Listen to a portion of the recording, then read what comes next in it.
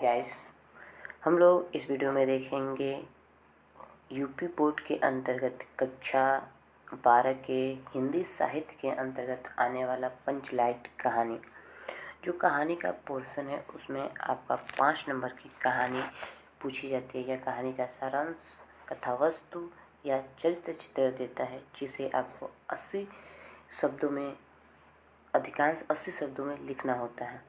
तो हम सबसे पहले पंचलाइट है या 5 जो कहानी है, देखिए कौन कौन सा है। तो पंचलाइट है, आपकी बहादुर है, और करुणासा की हार, खून का रिश्ता, लाठी, ये 5 कहानियाँ हैं।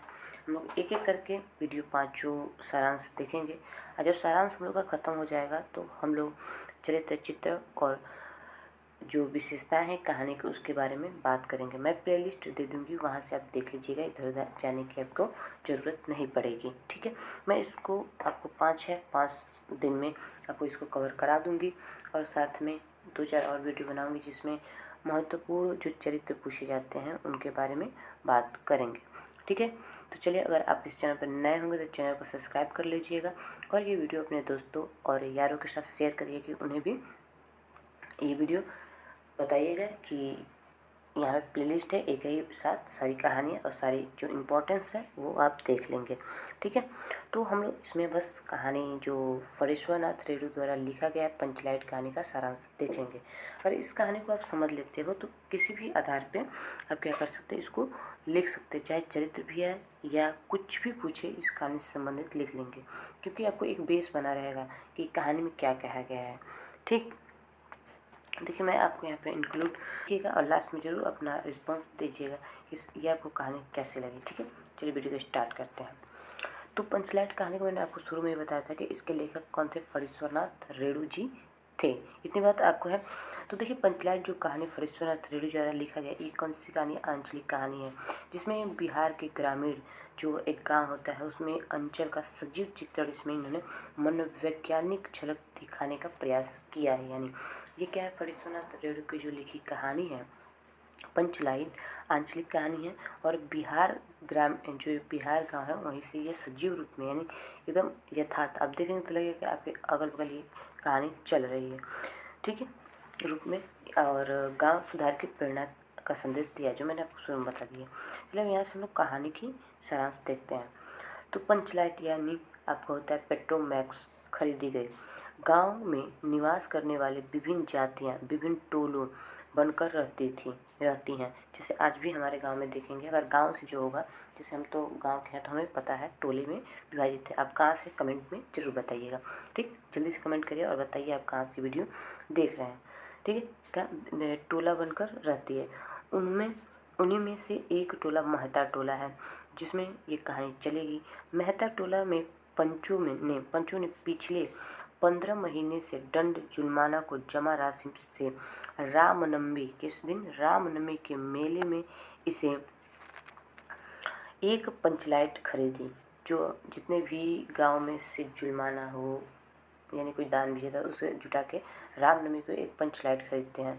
पंचलाइट खरीदने के पश्चात बचे हुए 10 रुपये याद रखिएगा, बचा हुआ है कितना, 10 रुपये, पूजा की सामग्री खरीदी जाती है। पंचलाइट खरीदने के लिए टोली के सभी बच्चे, औरतें एवं मर्द एकत्रित हो चुके थे, और सरदार ने अपनी पत्नी को पंचलाइट की पूजा का प्रबंध करने को भी कह दिया है। यहाँ पे देखिए, इतने एक बार बता दें, जो मेहता टोला है उसमें एक पंचलाइट खरीद के आती है, और गांव सभी मतलब जो मेहता टोला उसी में सारे लोग इकट्ठे होते हैं रामनवमी के मेले के दिन, ठीक। अब उसके बाद देखिए क्या होता है, महतो टोला में उत्साहपूर्वक वातावरण छा जाता है जब पंचलाइट खरीदी जाती है। तो करनेली गांव में पंचलाइट आते ही बच्चे, औरतें और अन्य सभी लोग उत्साहित होते हैं। पंचलाइट आने की खुशी में औरतों की मंडली में गुलरी काकी गोसाई का गीत गुनगुनाने लगती हैं। तो छोटे छोटे बच्चे उत्साह के कारण हुडंड करना शुरू कर देते हैं। जैसे आप लोग को पता था, छोटे होंगे आप लोग भी, तो क्या होता था, अगर घर में कोई नई चीज़ आती थी तो हम लोग क्या करते थे, खूब कूदते फांदते थे। और अब भी आप लोग भले इतने बड़े हो गए लेकिन फिर भी आप लोग वही काम करते हो। तो समझ गए यहाँ पे क्या कही जा रही है, नई चीज़ देख के बच्चे के मन में उत्साह आता है, ठीक। टोली भर के लोग सरदार के दरवाजे पर आकर पंचलैट का को रट लगाने लगते हैं। जैसे गांव में होंगे, गांव के होंगे या शहर में तो बहुत कम होता है, लेकिन गांव के अगर आप होंगे तो क्या होता है, अगर कोई चीज़ आए तो पूरे गांव आके लट के आपके घर पे देखेगी आखिर क्या अजूबा आ गया है। ठीक, देखिए आगे देखिए, पंचलैट को जलाने की समस्या। पंचलैट आ गई, सारे गांव में हंसी खुशी है, बच्चे भी खुश हैं। अब समस्या यहाँ पर उत्पन्न होती है, पंचलैट को जलाया कैसे जाए। महता टोला के सभी लोग पंचलैट के आने से अत्यंत उत्साहित हैं, जो हम लोग पीछे देखे। लेकिन यहाँ पे समस्या ये है कि उनके सामने एक बड़ी समस्या यह आती है कि पंचलाइट जलाएगा कौन। क्या, यहाँ पर गलत हो गया, यहाँ पर आएगा पंचलाइट। ठीक है, पंचलाइट जलाएगा कौन, क्योंकि किसी भी व्यक्ति को पंचलाइट जलाना नहीं आता है। पंचलाइट के न जलने से सभी के क्या होते हैं, यहाँ पे गलत हो गया, चेहरे रहेगा। क्या, चेहरे क्या होते हैं, उतर जाते हैं। अब देखिए यहाँ पे रोड़ा पड़ा है, तो क्या होता है, कैसे जलाया जाता है, आगे देखते हैं। पंचों ने तय किया कि दूसरी टोले के व्यक्ति की मदद से पंचलैट नहीं जलाई जाएगी, चाहे वो बिना जले ही पड़ी रहे।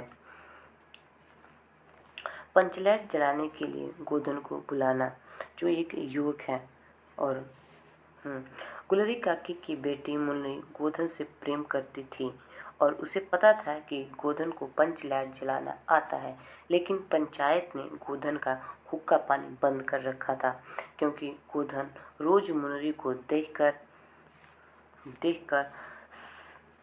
सलम सलम वाला सलीमा का गाना गाता था। परंतु आज जैसे सनम हम तुम्हारे दीवाने हो गए हैं, ऐसे गाने हो सकते हैं, गोधना गाता होगा और पंचायत को पड़ी होगी।